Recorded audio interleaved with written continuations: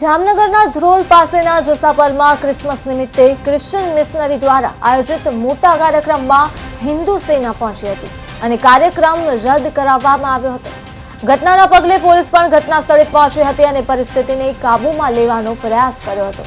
જામનગરના ધ્રોલ તાલુકાના જસાપર ગામમાં આજે નાતાલની ઉજવણીના બહાને ક્રિશ્ચિયન મિશનરીઓ દ્વારા મોટા પાયે ધર્માંતરણની શંકાસ્પદ પ્રવૃત્તિ ચાલી રહી હોવાની ચિંતાજનક માહિતી મળતા જ હિન્દુ સેના દ્વારા તાત્કાલિકપણે કાર્યવાહી કરવામાં આવી હતી. મિશનરીઓ દ્વારા સ્થાનિક મજૂરો અને નાના કામના લોકોને એકત્રિત કરી મોટી પાર્ટીનું આયોજન કરવામાં આવ્યું હતું અને આ પાર્ટી દ્વારા ધર્માંતરણની શંકાસ્પદ પ્રવૃત્તિ ચાલી રહી હતી. આ બાબતે ગુજરાત હિન્દુ સેનાના પ્રમુખ પ્રતિક ભટ્ટને જાણ કરવામાં આવતા તેમણે તાત્કાલિક ધ્રોલ હિન્દુ સેનાના પ્રમુખ ગૌરવભાઈ મહેતાને સ્થળ પર પહોંચી કાર્યવાહી કરવાનો આદેશ આપ્યો હતો.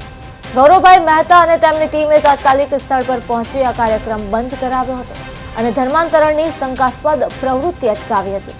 હિન્દુ સેનાના આ કાર્યને લઈને મિશનરી અને હિન્દુ સેના વચ્ચે તણાવનું પણ વાતાવરણ સર્જાયું હતું. તો આ ઘટનાના પગલે પોલીસ પણ ઘટના સ્થળે પહોંચી હતી અને પરિસ્થિતિને કાબૂમાં લેવાનો પ્રયાસ હાથ ધર્યો હતો.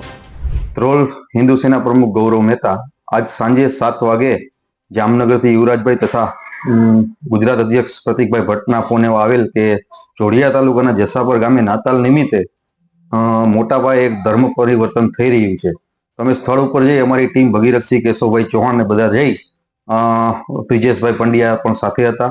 એ બધા ત્યાં જઈને ચેક કર્યું તો અમને એવું જાણવા મળ્યું કે 250 થી 300 માણસનું જમણવાર છે અને ભગવાન ઈસુના નામની પ્રાર્થના કરી અને નાના નાના માણસોને ફોલાવી અને ફંડિંગ કરી અને આવો એક ધર્માંતરણનો પ્રયાસ થઈ રહ્યો છે, જેને અટકાવી અમે ત્યાં પોલીસને ઘટના સ્થળે બોલાવી અને પોલીસને જેના હજી મેઇન આયોજકો છે એમને અમે સોંપ્યા છે. આગળની કાર્યવાહી જોડિયા પોલીસ અને ધ્રોલ પોલીસ કરી રહી છે. લોકોને લોભ લાલચમાં લેતા એવું અમે ડિટેક્ટ કર્યું છે કે નાના નાના માણસોને નાની વાતથી આ લોકો બેલાવી ફોસલાવી અને ધર્માંતરણ કરાવતા હોય એવું અત્યારે પ્રાથમિક તપાસમાં અમારા પાસે આવ્યું છે.